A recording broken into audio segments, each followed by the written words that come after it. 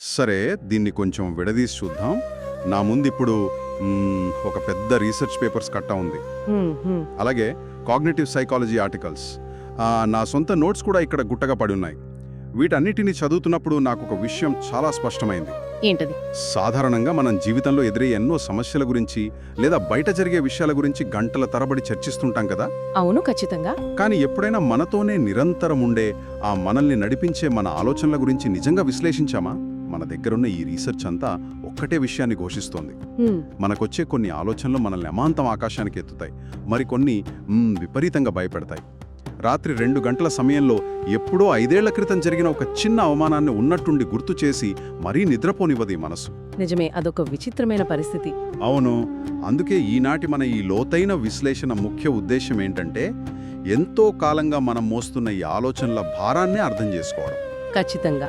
కేవలం అర్థం చేసుకోవడమే కాదు, ఈ రీసెర్చ్ అంతటినీ క్రోడీకరించి ప్రతిరోజు పని ఒత్తిడిలో ఆఫీస్లో వాడుకోగలిగే ఒక ఆచరణాత్మకమైన దశల వారి సాధనగా, అంటే ఒక స్టెప్ బై స్టెప్ ప్రాక్టీస్గా దాన్ని ఎలా మార్చుకోవాలో తెలుసుకోవడం.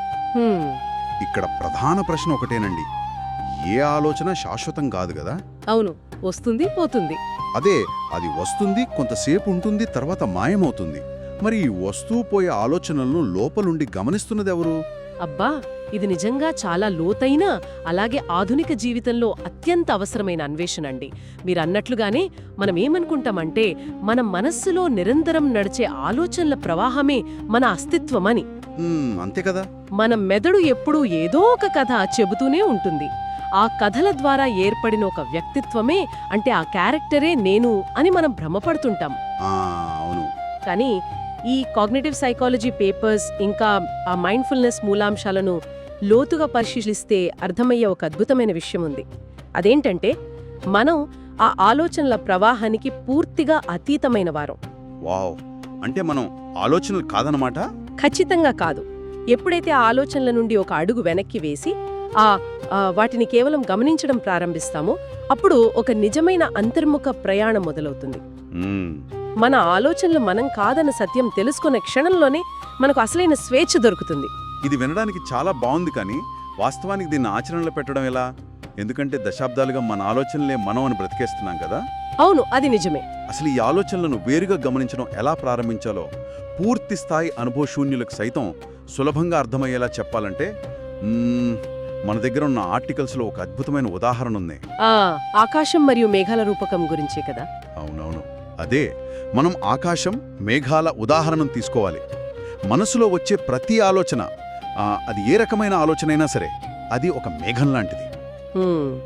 ఉదాహరణకు, సంతోషం లేదా ఒక మంచి ఐడియా అనేది ఒక తెల్లటి అందమైన మేఘం కావచ్చు. కోపం, భయం లేదా ఆందోళన అనేది ఒక నల్లటి కారుమబ్బు కావచ్చు. కరెక్ట్. మనం సాధారణంగా ఏం చేస్తామంటే, ఆ మేఘాలతో పాటు కొట్టుకుపోవడానికి ప్రయత్నిస్తాం, లేదా ఆ మేఘాలను ఎలాగైనా ఆపేయాలని చూస్తాం. అవును, ఇక్కడే మనం మన మెదడు పనితీరును, అంటే ఆ బ్రెయిన్ మెకానిజంని కాస్త అర్థం చేసుకోవాలి. పరిణామ క్రమంలో మనిషి మెదడు ఎప్పుడూ ప్రమాదాలను పసిగట్టేలా ప్రోగ్రాం చేయబడింది. అంటే ఆ సర్వైవల్ ఇన్స్టింక్ట్. ఖచ్చితంగా. మన పూర్వీకులు అడవుల్లో ఉన్నప్పుడు పొదల్లో ఏదైనా శబ్దమొస్తే అది పులి అయ్యుంటుందేమో అని వెంటనే ఒక భయానకమైన నల్ల మేఘాన్ని మెదడు సృష్టించేది. ఆ ఆలోచనే వాళ్ల ప్రాణాలను కాపాడేది. కాబట్టి మెదడు పనితీరు ఏంటంటే, నిరంతరం ఆలోచనలను ఉత్పత్తి చేయడం. అంటే అది దాని డ్యూటీ అంటారా? అవునండి. కాబట్టి ఒక ఆలోచన వచ్చినప్పుడు దాన్ని ఎప్పుడూ ఆపాలని చూడకూడదు. ఆపితే ఏమవుతుంది? దాన్ని ఆపడానికి ప్రయత్నించడమే ఇంకొక ఆలోచనకు దారితీస్తుంది. చూడండి, అలాగే ఒక ఆలోచనతో పాటు ప్రయాణించి కొట్టుకుపోకూడదు. ఇక్కడ మూలసూత్రం ఏంటంటే, మనం ఆ వస్తుపోయే మేఘాలు కాదు, ఆ మేఘాలన్నింటికీ ఆశ్రయమిస్తూ ఎప్పటికీ స్థిరంగా ఏ మార్పు లేకుండే ఉండే ఆ విశాలమైన ఆకాశం మనం. మేఘాలు ఆకాశాన్ని కప్పేయగలవేమో కానీ ఆకాశం ఉనికిని, దాని స్వభావాన్ని ఎప్పటికీ మార్చలేవు. అంటే పులి వస్తుందేమో అని భయపడే ఆ పాతకాలపు సర్వైవల్ మెథడును తీసుకువచ్చి డెడ్లైన్స్ ఉన్న మన కార్పొరేట్ ఆఫీస్లో పెట్టామన్నమాట. అవును, సరిగ్గా అదే జరిగింది. అందుకే అది చిన్న ఈమెయిల్కి కూడా ప్రాణాపాయం వచ్చినంతగా రియాక్ట్ అవుతోంది. ఇదంతా వింటుంటే నాకు విషయం గుర్తొస్తోంది. మొన్న నేను ఒక నది ఒడ్డున కూర్చున్నప్పుడు ఒక ఆలోచన వచ్చింది. చెప్పండి. ఈ ఆకాశం రూపకానికి ఇది సరిగ్గా సరిపోతుంది. ఇది ఎలా ఉందంటే, మనం ఒక నది ఒడ్డున కూర్చున్నట్లు ఊహించుకుందాం. నదిలో నీరు నిరంతరం ప్రవహిస్తూనే ఉంటుంది. అవును. ఆ ప్రవహించే నీరే మన ఆలోచనలు. కొన్నిసార్లు ఆ ప్రవాహం చాలా నెమ్మదిగా, ప్రశాంతంగా ఉండొచ్చు. వర్షాకాలంలో అది వరదలా ఉధృతంగా, భయానకంగా మారొచ్చు. కానీ మనం ఆ ప్రవహించే నీరు కాదు కదా. మనం కేవలం ఆ నది ఒడ్డును కూర్చుని ఆ నీటి ప్రవాహాన్ని స్థిరంగా గమనిస్తున్న ఒక సాక్ష్యమే మాత్రమే, అబ్జర్వర్ని మాత్రమే. అబ్బా, చాలా బాగా చెప్పారు. నీటి ప్రవాహంలో వచ్చే మార్పులు ఒడ్డున కూర్చున్న వాణ్ణి ఎలాగైతే ఏమీ చేయలేవో, మన ఆలోచనలు కూడా నిజమైన మనల్ని ఏమీ చేయలేవు అనిపిస్తోంది. ఆ నది ఒడ్డున కూర్చున్న సాక్షి ఉదాహరణ అత్యద్భుతంగా సరిపోతుంది. ఎందుకంటే అది విడివడి ఉండటం అంటే ఆ డిటాచ్మెంట్ని చాలా స్పష్టంగా చూపిస్తోంది. అవును. ఈ సాక్షి స్థితిని అర్థం చేసుకున్న తర్వాత మన సాధనలో రెండవ దశకు వెళ్లడం చాలా ముఖ్యం. మనం ఆకాశం లాంటివారమని తెలుసుకున్న తర్వాత అసలు ఆ ఆలోచనల మేఘాలు మనల్ని ఎక్కడికి తీసుకువెళ్తున్నాయో గమనించాలి. అంటే వాటి డైరెక్షన్ని గమనించాలి. అవును.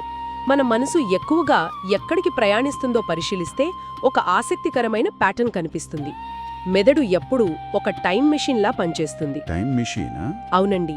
అది అయితే జరిగిపోయిన గతంలోకి వెళ్లి బాధపడుతుంటుంది, లేదా జరగబోయే భవిష్యత్తులోకి పరిగెత్తి భయపడుతుంటుంది. కాని వాస్తవానికి గతం ఇప్పుడు భౌతికంగా లేదు, ఆ భవిష్యత్తు ఇంకా రాలేదు. అంటే మనసు ఎప్పుడూ వాస్తవంలో లేని దాని చుట్టూనే తిరుగుతూ ఉంటుందన్నమాట. ఉన్నదాన్ని వదిలేసి లేనిదానికోసం ఆరాటపడుతుంటుంది. ఖచ్చితంగా. మనసు అనేది ఎప్పుడూ గతం తాలూకు జ్ఞాపకాలలో లేదా భవిష్యత్తు తాలూకు ఊహలలో మాత్రమే జీవించగలదు. దానికి వర్తమానంలో ఉండే సామర్థ్యం చాలా తక్కువ. ఎందుకని? గతం, భవిష్యత్తు అనేవి మానసికమైన భ్రమలు. ఈ క్షణంలో ఉంటూ ఆ గాలి లోపలికి వెళ్లడాన్ని, బయటకు రావడాన్ని గమనించడమే నిజమైన సాధన. ఒక్క నిమిషం. ఇదంతా వినడానికి చాలా అద్భుతమైన ఫిలాసఫీలా ఉంది, కానీ ఆ ప్రాక్టికల్ ప్రపంచంలో ఇది వర్కౌట్ అవుతుందా? నాకిక్కడ ఒక పెద్ద సందేహం వస్తుంది. చెప్పండి, ఏంటది? ఉదాహరణకు, ఆఫీస్లో ఒక ముఖ్యమైన ప్రాజెక్ట్ డెడ్లైన్ దగ్గర పడుతోంది. నాకేమో రేపు జాబ్ పోతోందేమో అన్న భయం గొంతులో కూర్చుని ఉంది. అటువంటి సమయంలో కేవలం శ్వాసను గమనిస్తూ ఊరుకోవటం ప్రాక్టికల్గా వర్కౌట్ అవుతుందా? అసలు భవిష్యత్తు గురించి ప్లాన్ చేసుకోకపోతే పనులెలా జరుగుతాయి? నేను నది ఒడ్డునున్న సాక్షిని అని కూర్చుంటే ఎవరైనా జీతమిస్తారా? అవును, మీరు అడిగేది కరెక్టే. ప్లానింగ్ లేకుండా కేవలం ప్రస్తుత క్షణంలో ఉండిపోవటం అనేది ఒక రకంగా బాధ్యతారాహిత్యం కాదా? మీరడిగిన ప్రశ్న చాలా వాస్తవికమైనది. మైండ్ఫుల్నెస్ అనగానే చాలా మందికి వచ్చే అతిపెద్ద అపోహ ఇదేనండి. ఇక్కడ మనం చాలా సూక్ష్మమైన ఒక విషయాన్ని అర్థం చేసుకోవాలి. అదేంటో చెప్పండి. మన మెదడులోని ప్రీఫ్రంటల్ కార్టెక్స్ అనేది లాజికల్ ప్లానింగ్ కోసం ఏర్పడిన అద్భుతమైన సాధనం. ఈ సాధన ఉద్దేశ్యం ప్లానింగ్ చేసుకోకపోవడం కాదు, లేదా రేపటి గురించి ఆలోచనలను బలవంతంగా ఆపేయడం కాదు. ఖచ్చితంగా ప్లానింగ్ చేయాలి. కానీ ఇక్కడ సమస్య ఎక్కడ వస్తుందంటే, ఆ ప్లానింగ్కి సైకలాజికల్ టెన్షన్కి మధ్య ఉన్న గీతను మనం చెరిపేస్తాం. రేపు మీటింగ్ ఉంది, ఈ డేటా ప్రిపేర్ చేయాలి అనేది ప్లానింగ్. అవును, అది రొటీన్ వర్క్. కానీ అది ప్రిపేర్ చేసేటప్పుడు రేపు ప్రాజెక్ట్ ఫెయిల్ అయితే ఏంటి, బాస్ ఏమంటాడో, నా పరువు పోతుందేమో అని పదే పదే ఊహించుకుని భయపడటం అనేది అవసరం లేని మానసిక ఒత్తిడి. ఖచ్చితంగా. మన సాధన ఏంటంటే, ఆ భవిష్యత్తు భయాలు మేఘాల్లా వస్తున్నాయని గమనించడం. పని చేయటం మానకూడదు, కానీ ఆ పనిని ఆందోళనతో కాకుండా స్పష్టతతో చేయడం. ఆందోళనలో కొట్టుకోకుండా ప్రస్తుత శ్వాసపైకి మన దృష్టిని మెల్లగా తీసుకురావడం. వావ్, అద్భుతం. అంటే ప్లానింగ్కి పానిక్కి మధ్య ఉన్న తేడాను మనం గుర్తించాలన్నమాట. అవును, సరిగ్గా అదే. మనం ప్లానింగ్ అనే ప్రక్రియను వదలకుండానే ఆ ప్రక్రియ వల్ల వచ్చే అనవసరమైన భావోద్వేగాల ఒత్తిడిని విడదీసి చూస్తున్నాం. ఇక్కడ ఈ కాన్సెప్ట్ మరింత ఆసక్తికరంగా మారుతోంది. ఎందుకంటే ఆలోచనలనేవి కేవలం బుర్రకే పరిమితం కావు కదా. ఒక భయంకరమైన ఆలోచన రాగానే కడుపులో దేవేసినట్టవుతుంది, చేతులు చెమట పడతాయి. నిజమే. బుర్రలో వచ్చిన ఒక ఊహ శరీరంలో ఇంత బలమైన భౌతిక మార్పును ఎలా తీసుకొస్తుంది? ఈ ఎమోషన్స్ని ఆచరణాత్మకంగా ఎలా ఎదుర్కోవాలో మన నోట్స్లో ఇంకొక అద్భుతమైన దశను పరిచయం చేశారు. అవును, ఈ మెకానిజం అర్థం చేసుకోవడం చాలా ముఖ్యం. చూడండి, ఆలోచనలు మరియు భావోద్వేగాలు వేరువేరు కావు. మన అమిగ్డాలా అనేది మెదడులోని ఎమోషనల్ సెంటర్. అమిగ్డాలా. మీరు బాస్ తిడతాడేమో అని ఆలోచించిన వెంటనే అమిగ్డాలా దాని యొక్క నిజమైన ప్రమాదంగా భావించి కార్టిసాల్, అడ్రినలిన్ లాంటి స్ట్రెస్ హార్మోన్లను బాడీలోకి వదులుతుంది. ఓహో, అదనమాట మ్యాటర్. అవునండి, అందుకే కోపం, బాధ, ఆనందం, భయం ఇవన్నీ మన శరీరంలో భౌతికంగా ప్రకంపనలను సృష్టిస్తాయి. అయితే మన ఆర్టికల్స్ ఇక్కడ చాలా మృదువైన మరియు లోతైన సూచనను ఇస్తున్నాయి. ఏంటది? అదేమిటంటే ఒక బలమైన భావోద్వేగం వచ్చినప్పుడు దాని వెనుకున్న ఆ కథను, అంటే బాస్ ఏం చేస్తాడు, జాబ్ ఏమవుతుంది అనే కథను వదిలేసి ఆ భావం శరీరంలో ఎక్కడ ఉందో భౌతికంగా గుర్తించండి. అంటే బాడీలో ఎక్కడ ఫీల్ అవుతున్నామో గమనించాలి. కరెక్ట్.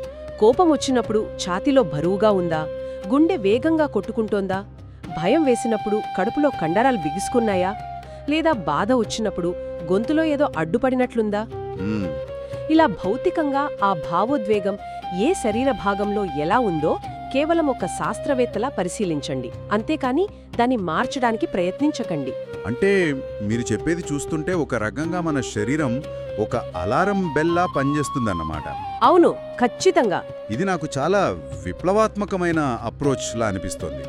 ఎందుకంటే మనం ఎప్పుడూ నేను కోపంగా ఉన్నాను అని ఆ కోపంతో మమేకమైపోతాం కదా. అవునండి, పూర్తిగా కలిసిపోతాం. కానీ ఆ భావాన్ని కేవలం శరీర భాగాలతో అనుసంధానం చేసి చూసినప్పుడు మనం ఆ మెంటల్ ఫీడ్బ్యాక్ లూప్ని కట్ చేస్తున్నాం కదా. ఛాతీలో బరువును గమనించిన క్షణంలోనే ఓహో, నాలో ఇప్పుడు కోపం అనే ఒక కెమికల్ రియాక్షన్ జరుగుతోంది అని అర్థమవుతుంది. ఇలా భౌతికంగా గుర్తించడం వల్ల ఆ భావోద్వేగాల తీవ్రత నుండి మనం వెంటనే బయటపడవచ్చు కదా. సరిగ్గా ఇదే జరుగుతుంది. ఎప్పుడైతే మీరు ఆ ఎమోషన్కి సంబంధించిన మెంటల్ స్టోరీని ఆపేసి దాన్ని కేవలం భౌతికమైన కండరాల బిగుతుగా లేదా ఆ గుండె చప్పుడుగా గుర్తిస్తారో అప్పుడు మీరు ఆటోమేటిక్గా నది ఒడ్డున కూర్చున్న సాక్షిగా మాస్తారు. అమిగ్డాలాకి ఇక ఇంధనం అందదు. అక్కడే మీరు ఆ అత్యంత శక్తిమంతమైన ప్రశ్నను వేసుకోవాలి. నా గొంతులో ఉన్న ఈ భారంను, ఈ భయాన్ని గమనిస్తున్నది ఎవరు? ఆ ప్రశ్న వేసుకోవాలి. అవును, ఈ ప్రశ్న ఒక బ్రేకర్ లాంటిది. కోపం వచ్చింది, తల వేడెక్కింది, దాన్ని గమనిస్తున్నది ఎవరు? ఈ ప్రశ్న వేసిన వెంటనే మనకు అనుభవపూర్వకంగా అర్థమయ్యే సత్యమేమిటంటే భావాలు వస్తున్నాయి, ఆ శరీరంలో రసాయన మార్పులు తెస్తున్నాయి, మళ్ళీ ఆవిరైపోతున్నాయి. కాని వాటన్నింటినీ వెనక ఉండి నిశ్శబ్దంగా గమనిస్తున్న ఆ సాక్షికి మాత్రం ఎప్పుడూ ఏమీ కావడం లేదు. ఆ సాక్షిభూతమైన స్థితిని చేరుకోవడమే అసలైన లక్ష్యం. అయితే ఇదంతా ప్రశాంతంగా ఇంట్లో కూర్చుని కళ్ళు మూసుకుని ధ్యానం చేస్తున్నప్పుడు వినడానికి బానే ఉంటుంది కదా. అవును. కానీ దీన్ని మన రోజువారీ జీవితంలో, ముఖ్యంగా ఒక ఒత్తిడితో కూడిన పని వాతావరణంలో ఎలా అన్వయించుకోవాలి, దీన్ని మనం ఒక ప్రాక్టికల్ ఉదాహరణతో చూద్దాం. సరే, చూద్దాం. ఆఫీస్లో ఒక ముఖ్యమైన జూమ్ మీటింగ్ జరుగుతోంది అనుకుందాం. అందరి ముందు ఒక సీనియర్ మేనేజర్ చాలా దారుణంగా మీ పనిని విమర్శించాడు. దానికి తోడు అదే సమయంలో ఇన్బాక్స్లో క్లయింట్స్ నుండి అర్జెంట్ ఈమెయిల్స్ వస్తున్నాయి. చాలా ఒత్తిడితో కూడిన పరిస్థితి. లోపల విపరీతమైన కోపం, అవమానం కట్టలు తెంచుకుని వస్తున్నాయి. ఏదో ఒక ఘాటైన సమాధానం ఇచ్చేయాలని చేతులు కీబోర్డ్ మీద ఉవ్విళ్ళూరుతున్నాయి. అటువంటి క్షణంలో ఈ 4 దశల సాధనను ఎలా ఉపయోగించాలి? అది పర్ఫెక్ట్ ఎగ్జాంపుల్ అండి. నిజానికి ఎప్పుడూ ప్రశాంతంగా ఉన్నప్పుడు కాదు, ఇలాంటి క్లిష్ట పరిస్థితుల్లోనే ఈ సాధన యొక్క అసలైన శక్తి బయటపడుతుంది. అవును, అప్పుడే కదా టెస్ట్. ఆ క్షణంలో సాధారణంగా మనిషి ఏం చేస్తాడు? మెదడు అమిగ్డాలా హైజాక్ అవడం వల్ల వెంటనే రియాక్ట్ అవుతాడు. కోపంతో రిప్లై ఆల్ నొక్కేసి ఒక మెయిల్ పంపేస్తాడు, లేదా డిఫెన్స్లో పడిపోయి వాదించడం మొదలుపెడతాడు. ఖచ్చితంగా, నేను చాలాసార్లు చూశానిలా.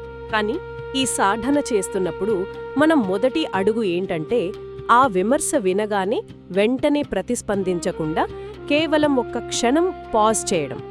కళ్ళు మూసుకోనవసరం లేదు, మీటింగ్ వింటూనే లోపల ఒక లోతైన శ్వాస తీసుకోవాలి. ఆ పాజ్ ద్వారా మనం ఆ ఆటోమేటిక్ రియాక్షన్ను బ్రేక్ చేస్తున్నాం. అంటే ఒక చిన్న గ్యాప్ ఇస్తున్నాం. సరిగ్గా. ఒక స్టిమ్యులస్కి దానికి మనమిచ్చే రెస్పాన్స్కి మధ్య ఒక చిన్న ఖాళీని సృష్టిస్తున్నాం.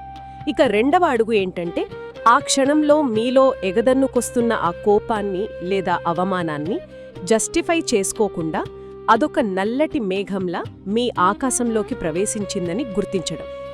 అది రెండవ అడుగు. అవును. మూడవ అడుగు ఏంటంటే ఆ ఒత్తిడి శరీరంలో ఎక్కడ తెలుస్తుందో గుర్తించడం. దవడలు బిగుసుకున్నాయా, పిడికిలి బిగుసుకుంటుందా, కడుపులో దేవుతోందా, దాన్ని కేవలం ఒక భౌతిక అనుభూతిలా గమనించడం. ఫిజికల్ సెన్సేషన్ని గమనించడం. ఇక 4వ మరియు ఆఖరి అడుగు, మీలో మీరు ఆ లోతైన ప్రశ్న వేసుకోవడం. నా శరీరంలో జరుగుతున్న ఈ మార్పులను, ఈ కోపాన్ని వెనక ఉండి గమనిస్తున్నది ఎవరు? వావ్! అలా అడగగానే మనలో ఒక స్ప్లిట్ సెకండ్లో స్పష్టత వస్తుంది కదా. మనం ఆ కోపం కాదు, మనం ఆ అవమానం కాదు, మనం కేవలం ఆ పరిస్థితిని ఎదుర్కొంటున్న క్యారెక్టర్ని గమనిస్తున్న అవగాహన మాత్రమే అని అర్థమవుతుంది. అవును, ఖచ్చితంగా అర్థమవుతుంది. అప్పుడు కీబోర్డ్ మీద ఉన్న చేతులు ఆటోమేటిక్గా వెనక్కి వస్తాయి. కోపంతో కొట్టే రిప్లైకి బదులు బహుశా 2 నిమిషాలు ఆగి ప్రొఫెషనల్గా సమాధానమిస్తాం కదా. ఎగ్జాక్ట్లీ. ఈ దశలవారీ సాధన ద్వారా మనం ఆలోచనలో, భావోద్వేగాల శబ్దం వెనుక ఉన్న ఒక లోతైన నిశ్శబ్దంలోకి ప్రవేశిస్తాం. ఆ నిశ్శబ్దం నుండే మన తదుపరి చర్య ఉద్భవిస్తుంది. అప్పుడు మనం చేసేది రియాక్షన్ కాదు, అది ఒక రెస్పాన్స్, పరిస్థితులకు అనుగుణంగా స్పందించే ఒక సమతుల్యమైన చర్య అన్నమాట. చాలా చక్కగా చెప్పారు.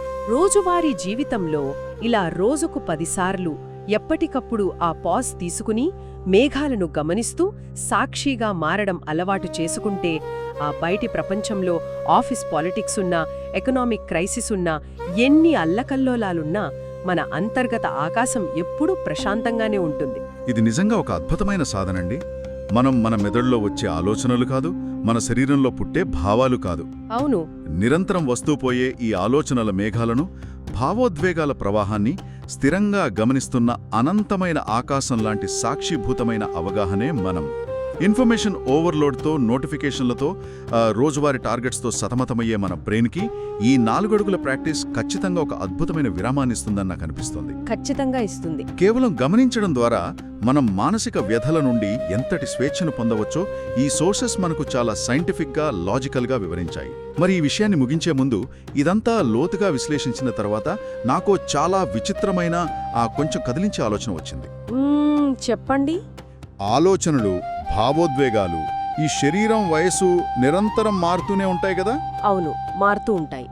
కానీ చిన్నప్పుడు మనం ఒక ఆట ఆడుకున్నప్పుడు గమనించిన నేను, మొదటి జాబ్ వచ్చినప్పుడు ఆనందపడిన నేను, లేదా ఎవరైనా అవమానించినప్పుడు బాధపడిన నేను, ఈ సాక్షి ఎప్పుడూ మారలేదు కదా. అవునండి, సాక్షి ఎప్పుడూ స్థిరంగానే ఉంటుంది.